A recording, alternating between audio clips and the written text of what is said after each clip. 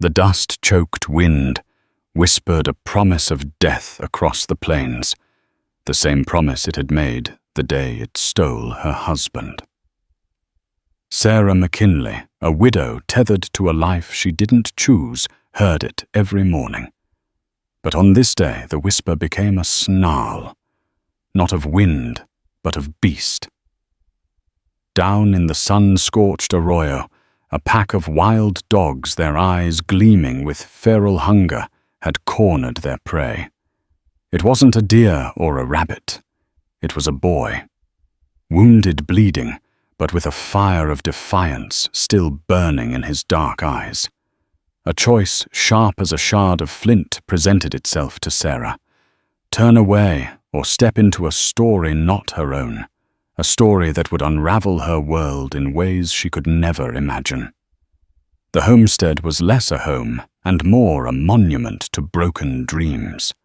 Every weathered plank of the small cabin, every splintered rail of the corral seemed to groan under the oppressive weight of the vast, indifferent sky.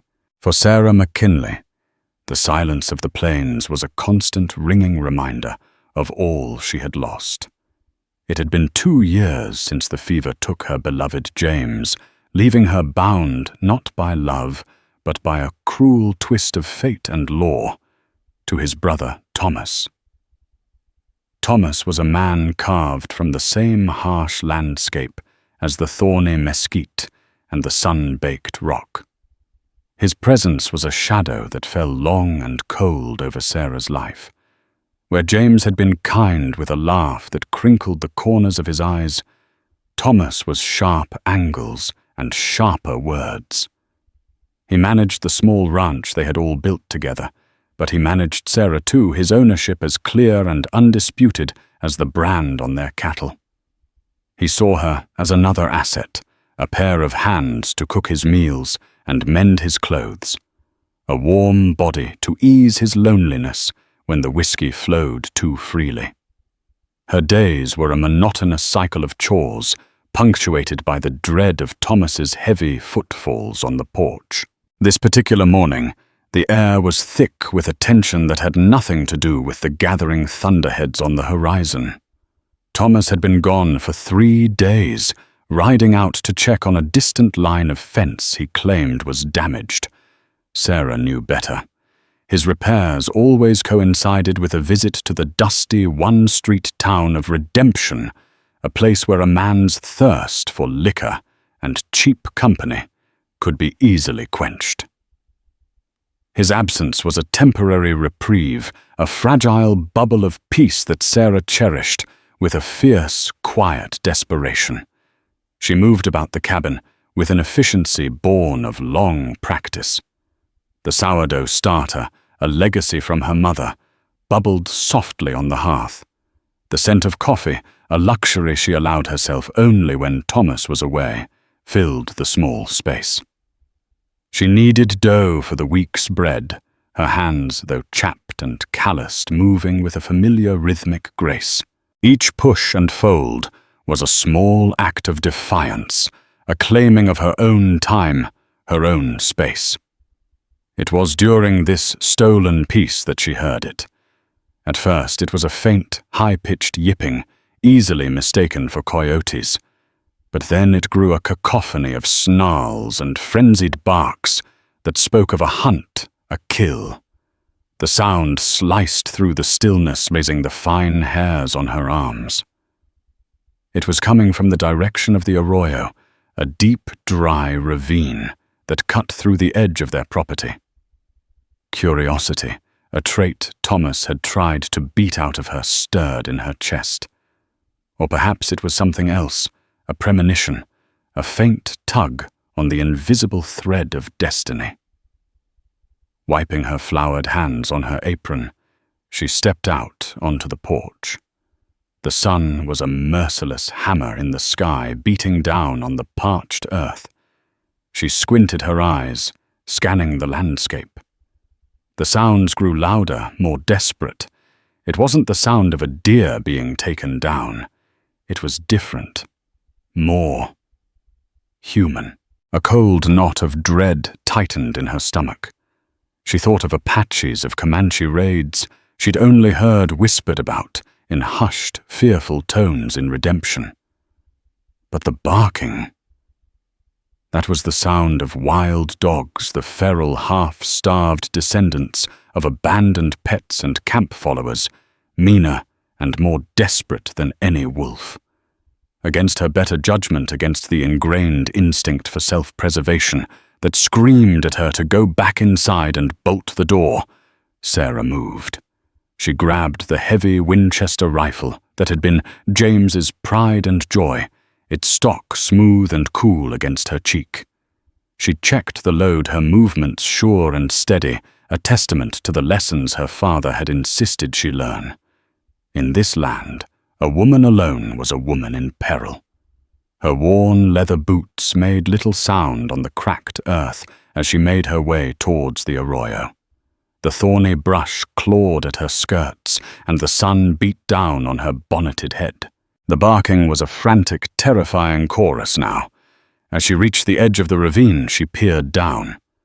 The sight that met her eyes stole the breath from her lungs.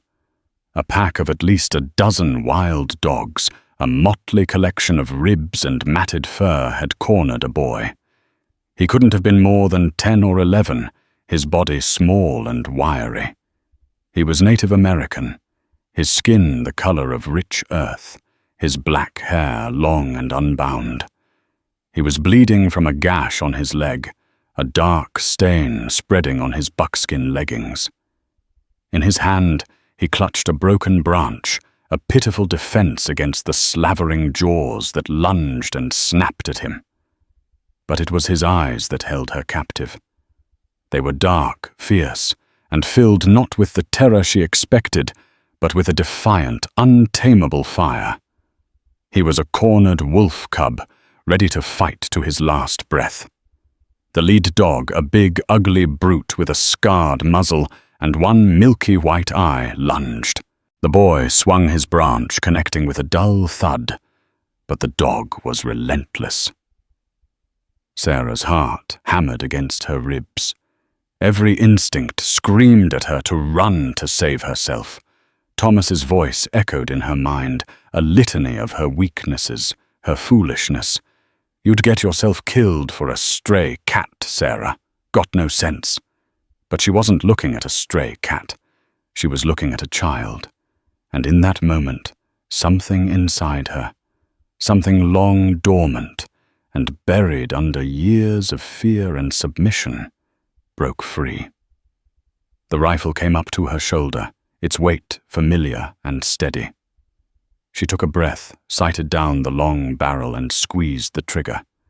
The shot cracked through the air, a deafening explosion that sent the dogs scattering in a panicked wave. The lead dog yelped, a crimson flower blooming on its shoulder, and limped away, its bravado shattered. The others, their courage broken, followed, melting back into the landscape as quickly as they had appeared. Silence descended once more, broken only by the boy's ragged breathing and the ringing in Sarah's ears. For a long moment, they stared at each other across the 20 yards that separated them. The boy still on his feet, his small chest heaving, and Sarah, a lone woman with a smoking rifle, standing on the precipice of a decision that would change her life forever. The West had a way of testing a person, of stripping them down to their very core. Sarah McKinley was about to find out what she was truly made of. The echo of the gunshot faded, swallowed by the immense, listening silence of the plains. The boy didn't move. He stood frozen, his dark eyes wide, fixed on Sarah. He was still clutching the broken branch, his knuckles white. He looked from her to the spot where the lead dog had fallen, then back to her. His gaze was unreadable, a mixture of shock, fear, and something else, a flicker of questioning disbelief. Sarah's own heart was a frantic drum against her ribs. The recoil of the Winchester still thrummed in her shoulder. "What have I done?" The question screamed in her mind. She hadn't just scared off some dogs. She had intervened. She had stepped into a world that was not hers, a world of ancient tribes and unspoken laws, a world that settlers like her were taught to fear.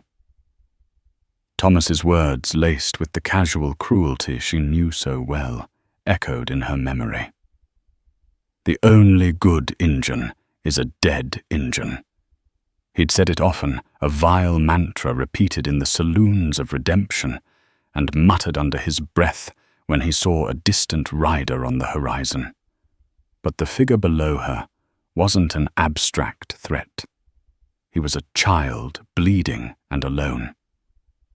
The defiance in his eyes was slowly being replaced by the dawning realization of pain. He swayed on his feet, his face pale beneath his sun-darkened skin. The gash on his leg was deep, a ragged tear in the buckskin that oozed blood onto the thirsty ground. Are you all right?" Sarah called out, her voice raspy and uncertain. It felt like a foolish question. Of course he wasn't all right. The boy didn't answer. He just watched her whoo as a trapped animal. He started to take a shuffling step backward, hissing in pain as he put weight on his injured leg. He was going to try and run. "Wait!" Sarah shouted, a note of desperation creeping into her voice. "Don't run. I won't hurt you." To prove her point, she slowly lowered the heavy rifle, resting its butt on the ground. She held her empty hands out to her sides, a universal gesture of peace she hoped he would understand. He paused, his eyes darting from her face to the rifle and back again. He was weighing his options, his young mind racing. To him, she was a white woman, an intruder in his land, armed and dangerous. For all he knew, she was a greater threat than the dogs had been.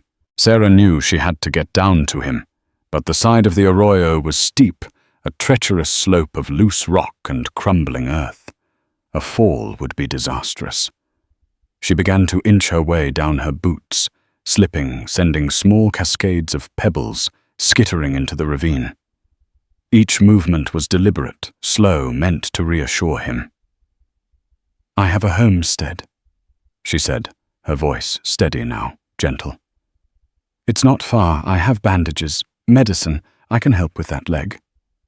He remained silent, his gaze unwavering. As she got closer, she could see the details of his face. The high cheekbones, the strong line of his jaw, so serious for one so young. His hair was thick and glossy black, adorned with a single hawk feather, tied with a strip of leather. His clothes were simple, but well made, the buckskin soft and supple, decorated with intricate quill work she couldn't decipher. He was clearly not some outcast. He belonged to a people, a family. When she was finally on the floor of the arroyo, she stopped about 10 feet away from him, giving him space. The metallic scent of his blood was sharp in the hot, still air. "My name is Sarah," she offered softly. The boy's eyes narrowed slightly at the sound of her name. He said nothing, but he didn't try to back away again. He was studying her, his intelligence keen and assessing. Sarah took a cautious step closer. "Let me see your leg," she said, her tone the one she used for skittish foals. He flinched as she moved his hand, tightening on his stick. "I just want to look," she reassured him. "I promise." Slowly, hesitantly, he seemed to make a decision. His shoulders, which had been rigid with tension, slumped slightly. He let the broken branch fall from his hand with a soft thud. He was exhausted in pain and utterly alone. He had no other choice. Sarah knelt before him, her skirts pooling in the dust. The gash was worse than she had thought. It was deep, torn by the dog's teeth and filled with dirt and grime. It needed to be cleaned, and soon, or infection would set in. The plains were unforgiving, and a wound like this could easily turn deadly. "This is bad," she murmured more to herself than to him. "We need to get you back to the cabin." She looked up at his face. For the first time, she saw not just defiance, but a profound weariness, a vulnerability that clutched at her heart. He was just a boy. "Can you walk?" she asked. He gave a curt, almost imperceptible shake of his head. Sarah's mind raced. The homestead was a good half-mile away across rough, uneven terrain. She couldn't possibly carry him, and leaving him here to go for help was out of the question. The dogs could come back, or worse. "All right," she said, her voice more confident than she felt. "We'll do this together." She stood up and turned her back to him, kneeling down. "Get on my back." He hesitated. The concept was clearly foreign to him. He stared at her, back then at the rifle lying on the ground. "It's all right," she urged, looking over her shoulder. "It's the only way." After a long moment, he moved. Awkwardly, painfully, he draped his arms around her neck. Sarah gritted her teeth as his weight settled on her. He was light wiry, but he was still a dead weight. She hooked her arms under his legs, her fingers brushing against the soft buckskin. "Hold on tight," she instructed. With a grunt of effort, she pushed herself to her feet. The boy let out a sharp cry of pain as his injured leg was jostled. "I'm sorry," she whispered. The journey back was an agony. The sun was relentless, beating down on them. The rifle was an awkward, heavy burden in one hand. The boy's weight seemed to double with every step. Her muscles screamed in protest and sweat stung her eyes, blurring her vision. The world narrowed to the next footstep, the next patch of thorny scrub to be navigated. The boy was silent, his breath hot on her neck. A few times, she felt his grip tighten, a silent acknowledgement of a particularly rough patch of ground. They were a strange, desperate sight, a lone white woman carrying a wounded Native American boy across a landscape that was hostile to them both. With every step, Sarah felt the enormity of what she was doing pressing down on her. This was not a simple act of mercy, it was an act of rebellion. She was defying Thomas, defying the unwritten rules of the frontier, defying the fear that had governed her life for so long. She was walking away from the woman she had been, the woman who would have bolted her door and ignored the sounds from the arroyo. As the familiar shape of her small cabin finally came into view, a wave of relief, so powerful it almost buckled her knees, washed over her. She stumbled the last few yards, her breath coming in ragged sobs. She practically fell through the doorway, gently lowering the boy onto the cot in the corner, the one James had built. He lay there, his eyes closed, his face a mask of pain. The fire she had seen in the arroyo was banked now a mere ember. Sarah stood over him, her body trembling with exhaustion. She looked at the boy, then around the small, quiet cabin. The bubble of her peaceful morning had been shattered. The silence was no longer empty. It was filled with the presence of this stranger, this child from another world. A world that was about to collide with hers in a way she could never have foreseen. The consequences of her actions were no longer an abstract fear. They were lying on the cot in her home, breathing her air, and waiting. The real drama had just begun. The first hours were a blur of focused, desperate activity. Sarah shoved the heavy cabin door shut, sliding the thick wooden bolt into place. The sound, usually a comfort, now felt like a declaration.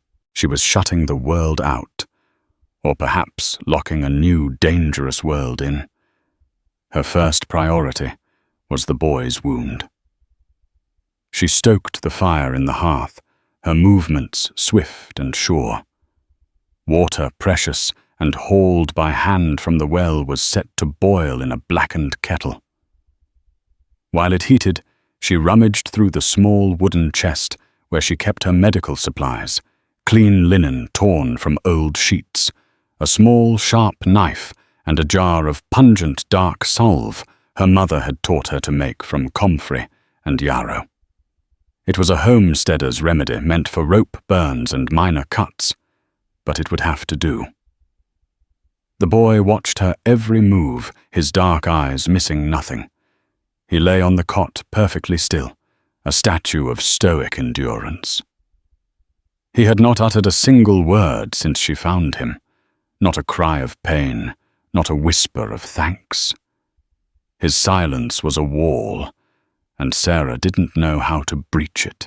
"I need to clean this," she said, her voice soft as she approached the cot with a basin of hot water and a cloth. "It will hurt." He simply stared at her, his jaw set. She took his silence as consent. Gently she began to cut away the blood-stiffened buckskin around the gash. The fabric was tough, and her hands trembled slightly. As the full extent of the wound was revealed, a wave of nausea washed over her. It was deep, ragged, and inflamed. The dog's teeth had torn muscle, and the edges were already red and swollen. She dipped the cloth in the hot water, wringing it out. "Brace yourself," she whispered. The moment the hot cloth touched his skin, he flinched violently, his body going rigid. A sharp hiss of breath escaped his lips, the first sound he had made.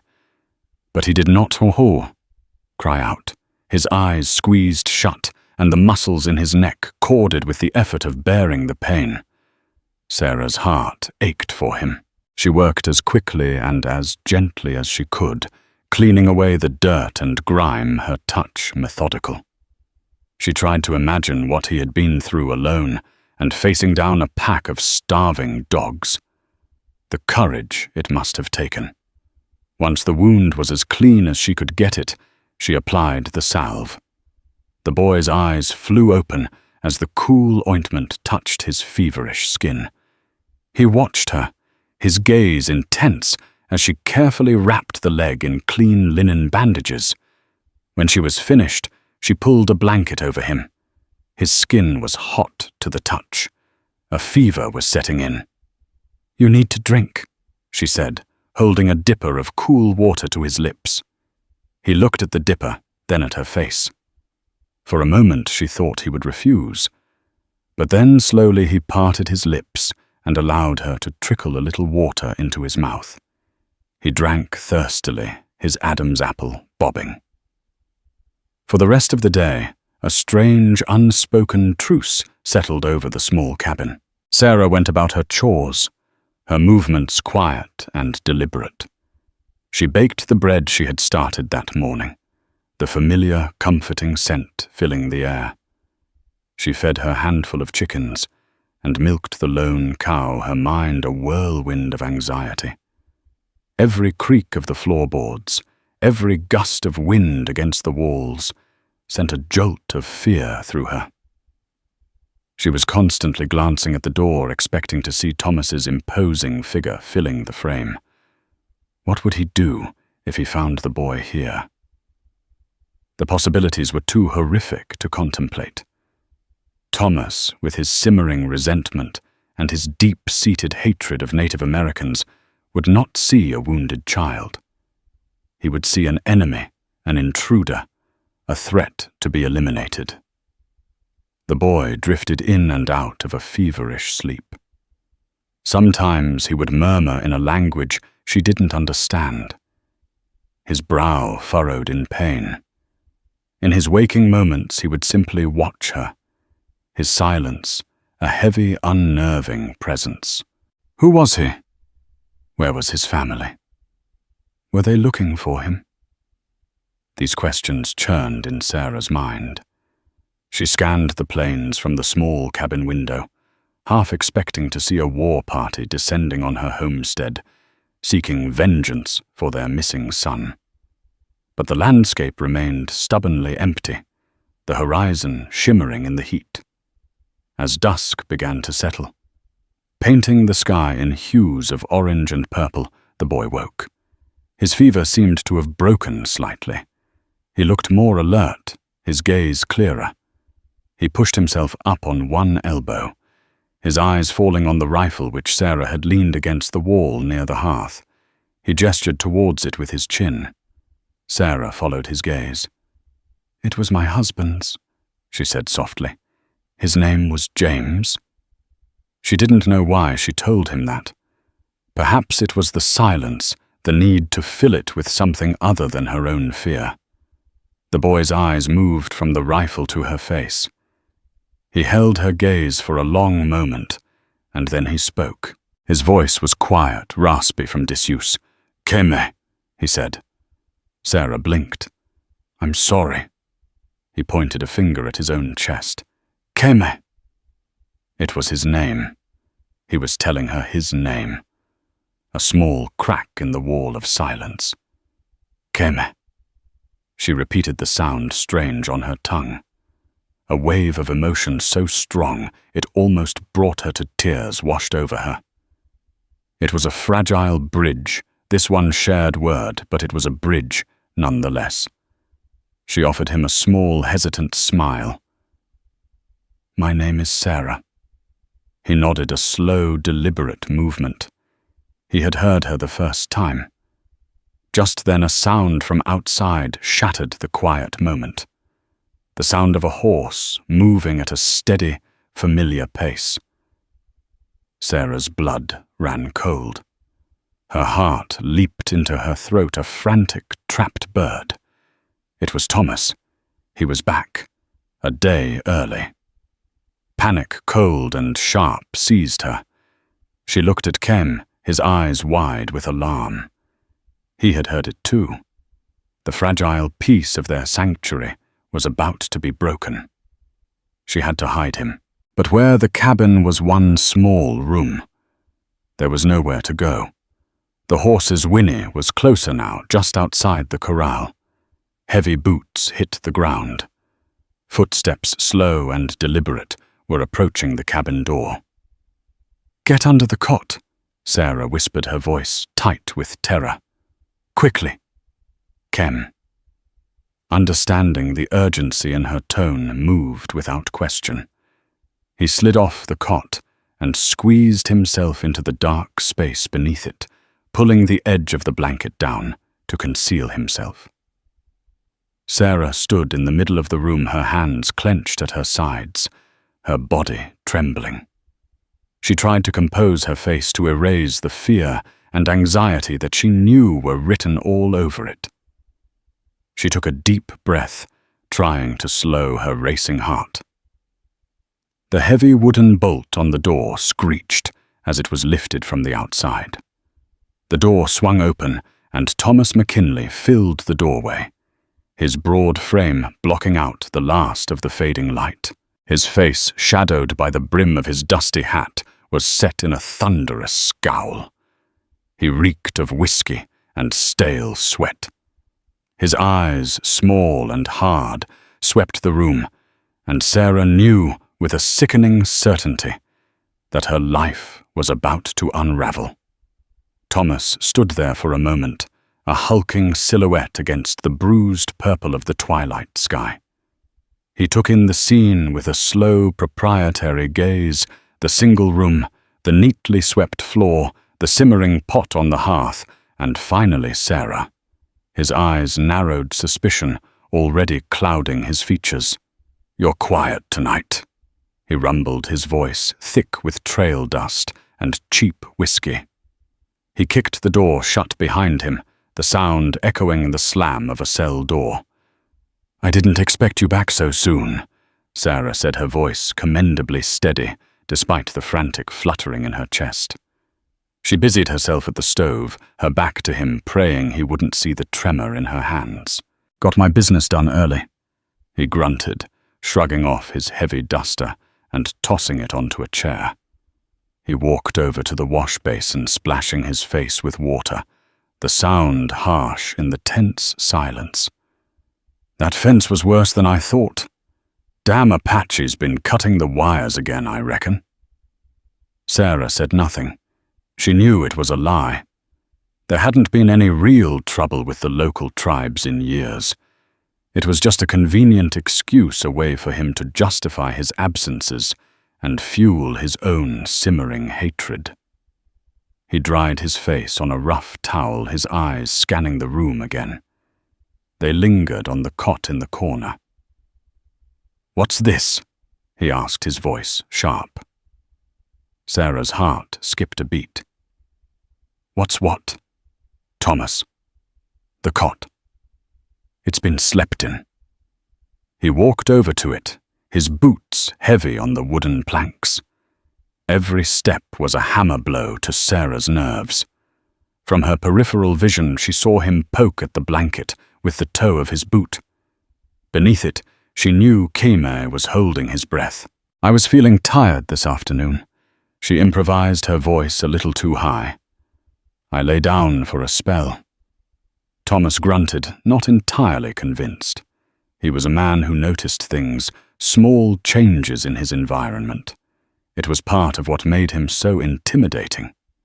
His gaze fell on the small pile of bloodied and torn buckskin she had hastily shoved into the kindling box next to the hearth.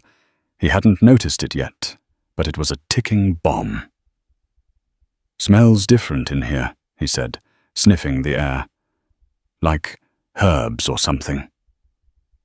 "I was making a poultice," Sarah said quickly. "For my hands. They're chapped." It was a weak lie, and she knew it.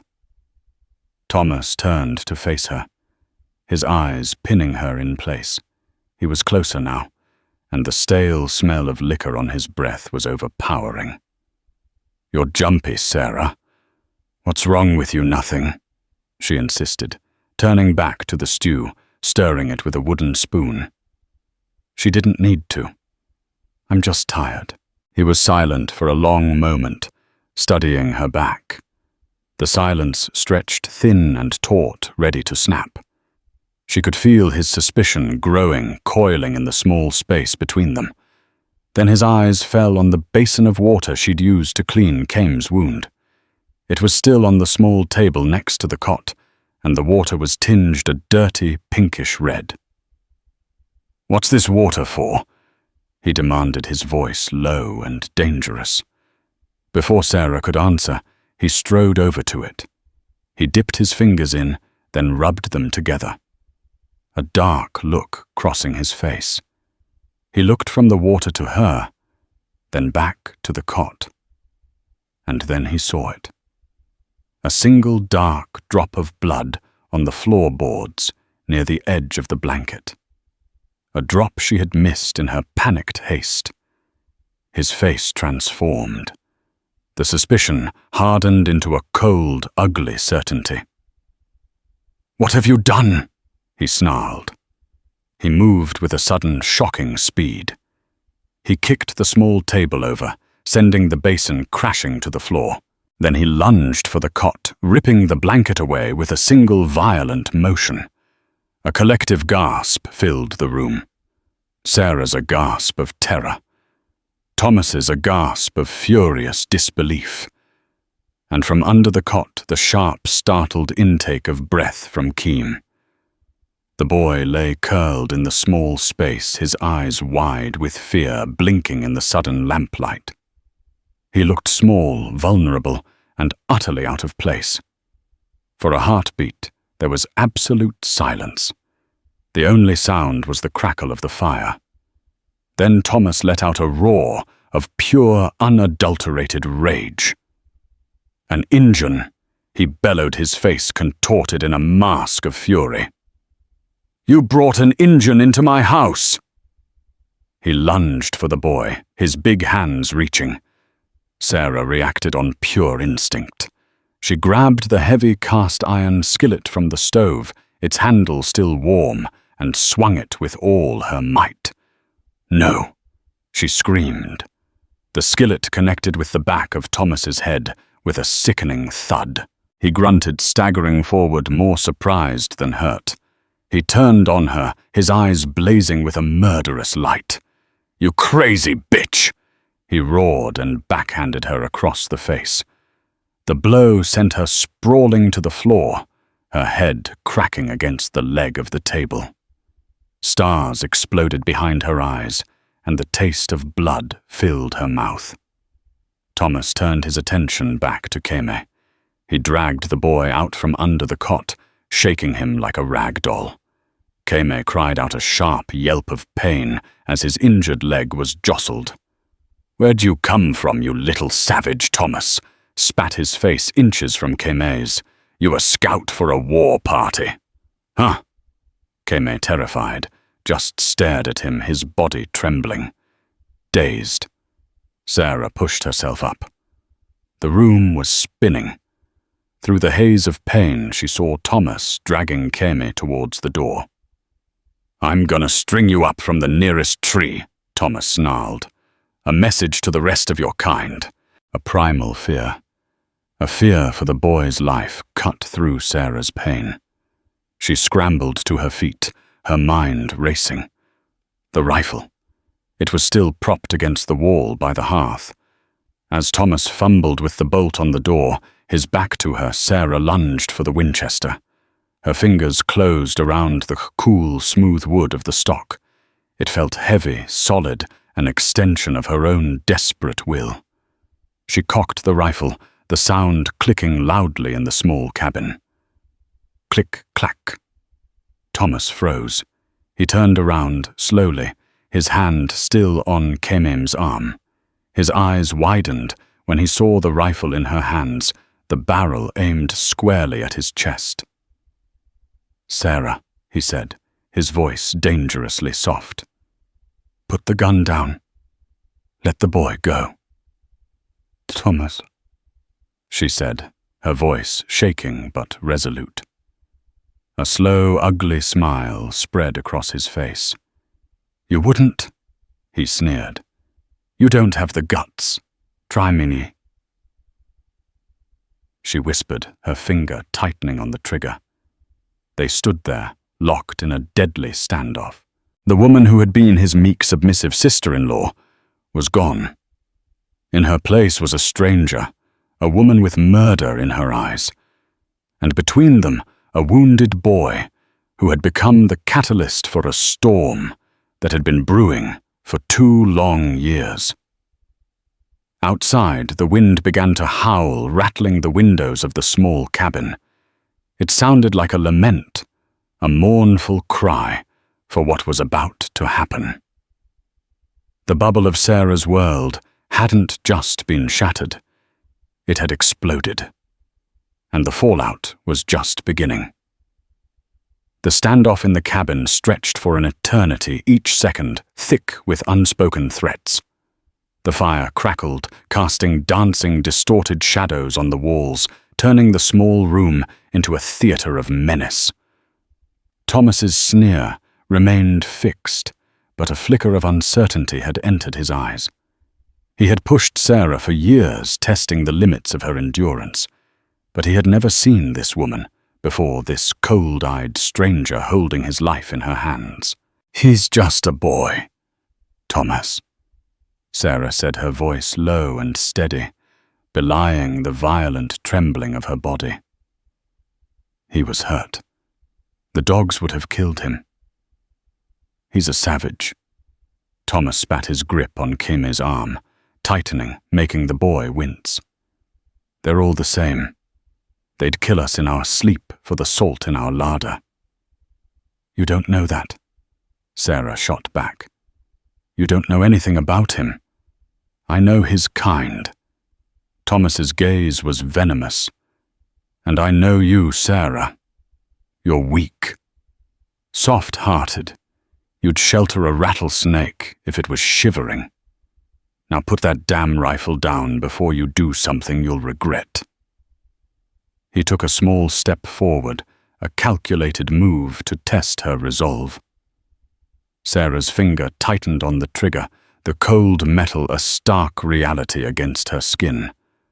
One more step, she warned, her voice dropping to a deadly whisper. "I swear to God, Thomas, I will shoot you." The raw conviction in her tone gave him pause. He stopped, his eyes darting between her face and the unwavering barrel of the Winchester. He was beginning to believe her. It was in that moment of frozen tension that a new sound intruded, cutting through the howling of the wind. A sound that made the hair on Sarah's arms stand on end. It was the rhythmic, percussive beat of multiple horses approaching at a steady, deliberate pace. Not the sound of a lone rider or a rambling buckboard. This was organized, purposeful. Thomas heard it too. His head snapped up a look of alarm, replacing the angry sneer. He glanced towards the window, then back at Sarah, a new dawning fear in his eyes. "Who is that?" he hissed. Sarah didn't answer. She knew. A cold dread far deeper and more profound than her fear of Thomas washed over her. They had come. Keme's people were here. Keme, who had been a silent, terrified pawn in their struggle, now reacted. A look of recognition, of hope, flashed across his face. He let out a single, high-pitched call, a sound that was both a cry for help and a signal. Outside, the sound of the horses stopped. There was a moment of profound silence, even the wind seeming to hold its breath. Then a voice called out, speaking in the same language Keme had murmured in his fever. The words were incomprehensible to Sarah and Thomas, but the tone was clear. It was a question, a demand. Thomas's face went pale. The reality of their situation crashed down on him. They were isolated miles from the nearest neighbor, and a party of Native American riders was outside their door. He was no longer the master of his small, violent kingdom. He was a trapped man. He shoved Keem away from him, the boy stumbling against a chair. Thomas's bravado evaporated, replaced by a frantic, cornered animal fear. "This is your fault," he snarled at Sarah. His voice a panicked whisper. "You brought them here." The voice from outside called out again, louder this time, more insistent. "What do they want?" Thomas whispered, looking at the door as if he expected it to be smashed in at any moment. Sarah lowered the rifle slightly, her own fear momentarily eclipsed by the need to think, to control the spiraling chaos. "They want the boy," she said simply. She looked at Ken, who was now staring at the door, his expression a mixture of relief and anxiety. He looked back at her, and in his eyes she saw a silent plea. Taking a deep breath, Sarah made a decision. She walked to the door, the heavy rifle still in her hand. "What are you doing?" Thomas hissed, backing away towards the fireplace, his eyes wide with terror. "They're not going to go away." "Thomas," she said, her voice calm. "Hiding in here will only make it worse." She leaned the Winchester against the wall by the door, a deliberate gesture. Then she took a deep breath, lifted the heavy bolt, and pulled the door open. The sight that greeted her made her gasp. At least a dozen riders were arranged in a silent, menacing semicircle in front of the cabin. They were mounted on strong, lean ponies that shifted restlessly in the wind. These were not the destitute, reservation-bound people she had seen on the fringes of redemption. These were warriors. Their faces illuminated by the flickering lantern light spilling from the cabin were grim and unsmiling. They were armed with bows, lances, and rifles, and their eyes were fixed on her with an unnerving intensity. In the center of the group sat a man who was clearly their leader. He was older than the others, his face a mask of deeply etched lines, his long, gray-streaked hair braided with eagle feathers, His presence radiated an aura of immense authority and a profound, weary sadness. He looked past Sarah, his eyes finding Keem, and a flicker of emotion of profound relief crossed his stern features. He spoke, his voice deep and resonant, the words rolling like thunder. He was not speaking to her, but to Keme. Keme answered his voice, small but clear. He spoke rapidly, gesturing with his hands, his eyes darting from the leader to Sarah, to Thomas, who was cowering near the hearth. The leader listened impassively, his gaze never leaving the interior of the cabin. As Keme spoke, the man's eyes fell on the overturned basin, the blood-tinged water, the discarded blood-soaked bandages.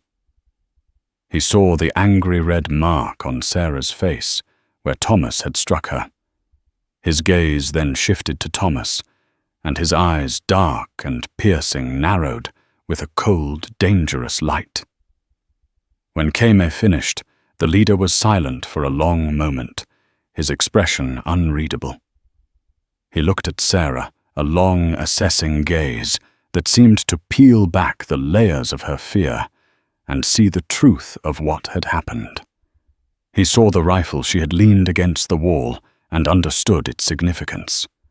Finally, he spoke again, this time to one of the younger warriors beside him. The warrior dismounted and came forward. He was leading a pony, a beautiful creature with a coat the color of honey. Tied to the pony's saddle were several bundles wrapped in buffalo hide, and draped across its back were two stunningly beautiful, intricately woven blankets. The warrior led the pony to the cabin door and stopped, holding the reins out towards Sarah. Sarah stared confused.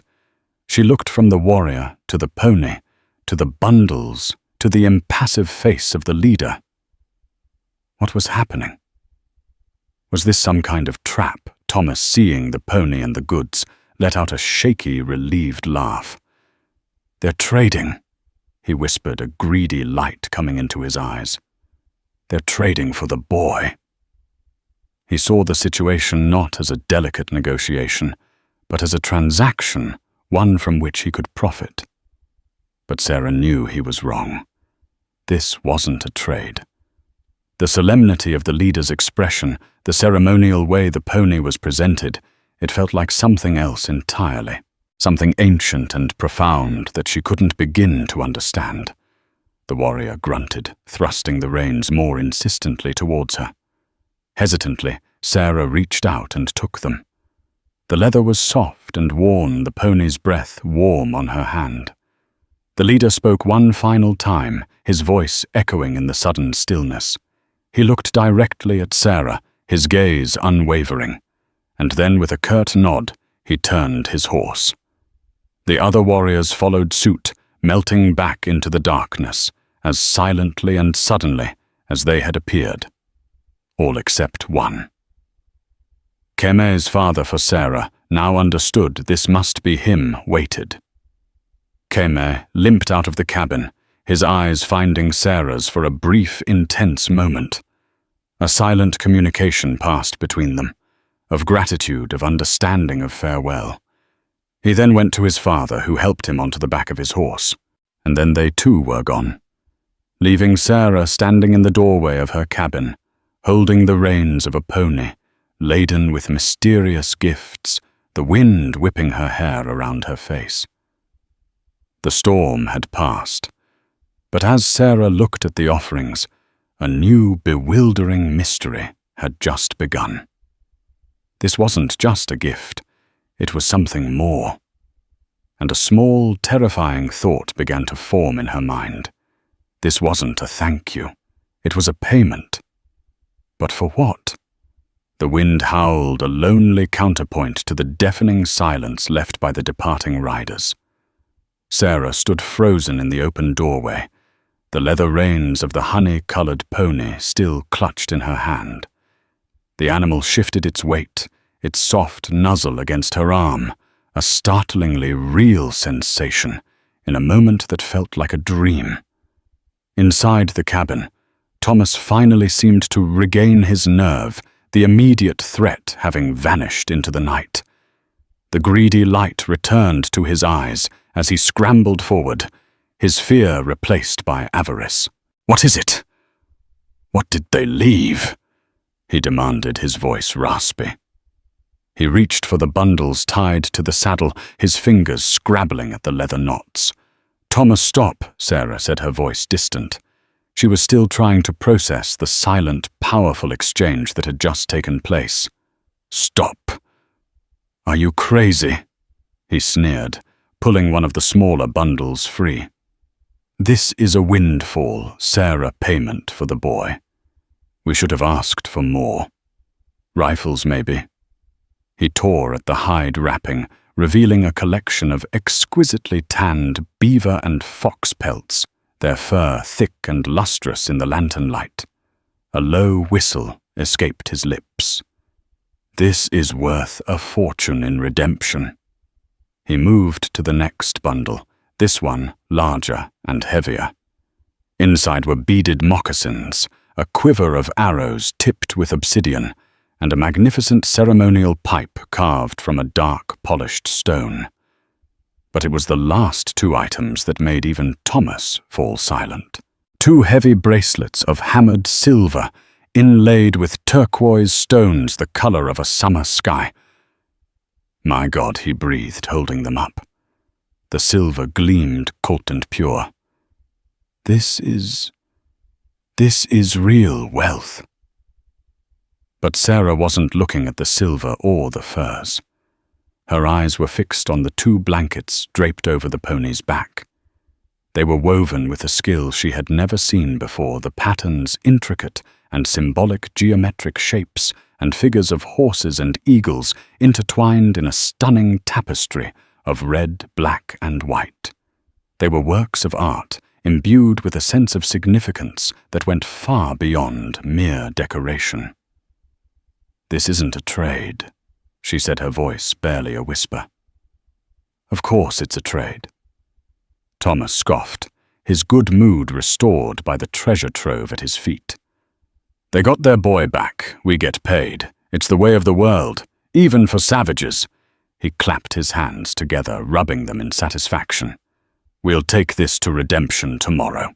Old man Hemlock at the trading post will give us a pretty penny for this lot. We'll be comfortable for a year, Sarah. Maybe more." He was already planning how to spend the money, how to turn this night of terror into a long binge of whiskey and gambling. But Sarah felt a growing unease, a cold dread that had nothing to do with Thomas or the violence that had transpired. It was the solemnity of the leader, the gravity of his gaze, the ceremonial nature of the gift. It felt binding. Her eyes fell on the pony itself. It was a fine animal, young and strong, with a gentle disposition. It wasn't a workhorse. It was a riding pony, a personal mount. And it had been left for her. They left the horse, she stated the obvious fact, suddenly hitting her with immense weight. "A bonus," Thomas declared magnanimously. "You can have the horse, Sarah. I'll take the rest." It was then that the full, terrifying meaning of the exchange began to dawn on her. She remembered stories she'd heard, fragments of conversations between old trappers and traders, whispers about the customs of the Plains tribes, customs that white settlers dismissed as barbaric or nonsensical. She remembered talk of alliances, of treaties sealed not with paper, but with gifts. And she remembered the term spoken in a low, almost mythical tone. Bride price, a payment made by a groom's family to the family of the bride, an offering to compensate for the loss of a daughter, to honor her family, and to seal a union. They hadn't been paying for the boy's return. They were paying for her. The blood drained from her face. "Thomas," she said, her voice trembling. "This isn't payment for saving him. This is something else." "What are you babbling about?" he grumbled, stuffing the furs back into the hide wrapping. "The blankets," she said, her voice shaking as she reached out to touch the woven fabric. "The pony, the silver, this is a bride price." Thomas froze, his hands full of pelts. He slowly straightened up, a look of utter incomprehension on his face. He stared at her as if she had lost her mind. "A what?" "A bride price," she repeated the words, tasting like ash in her mouth.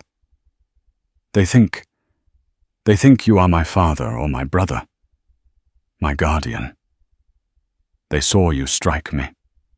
They saw that I defied you to protect their son. In their eyes, I have no husband. I am unmarried.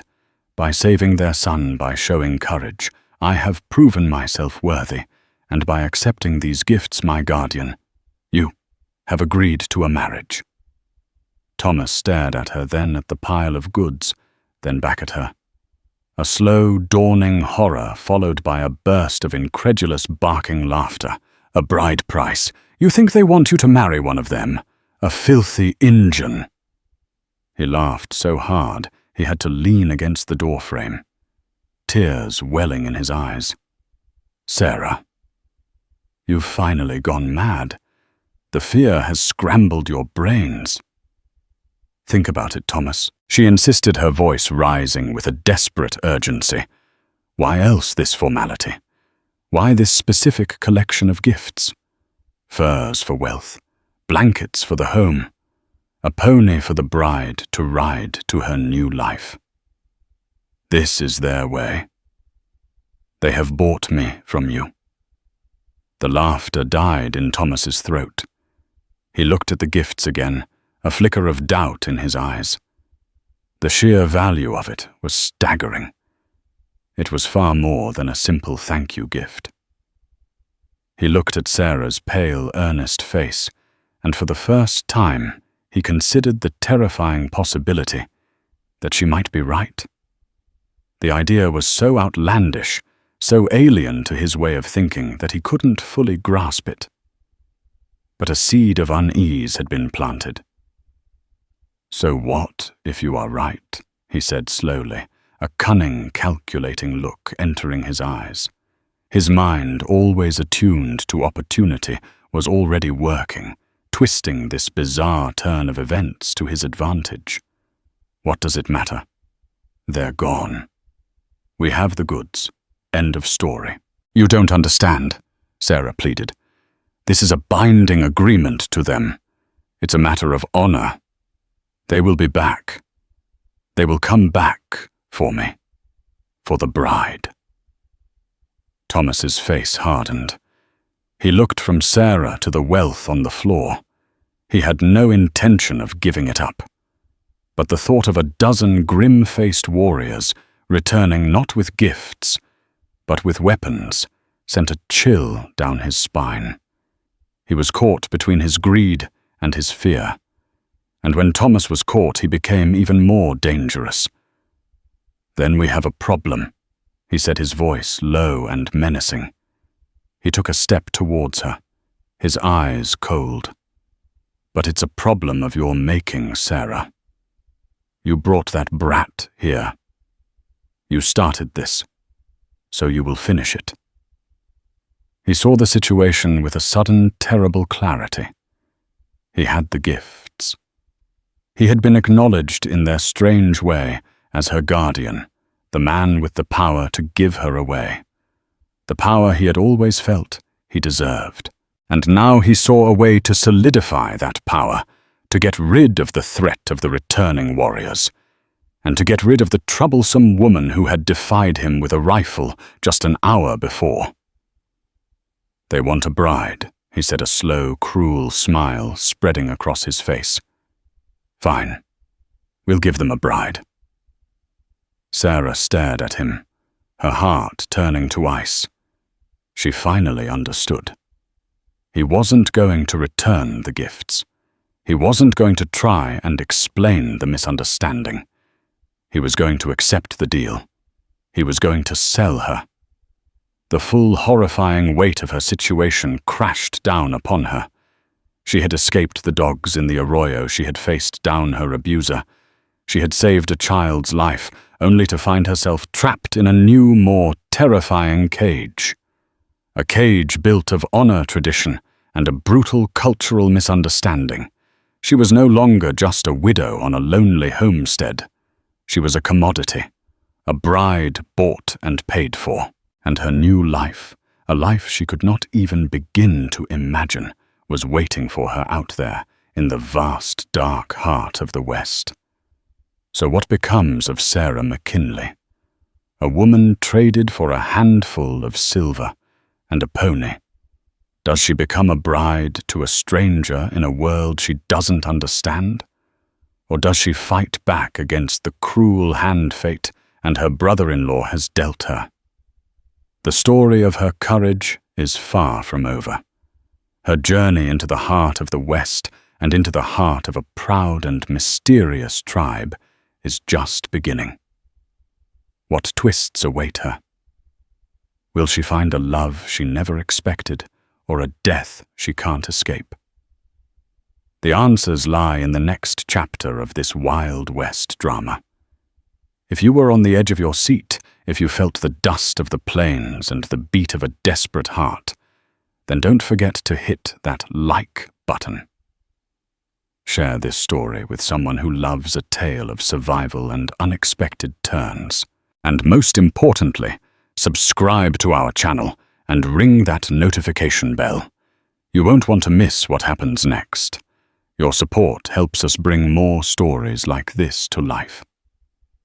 Thank you for listening.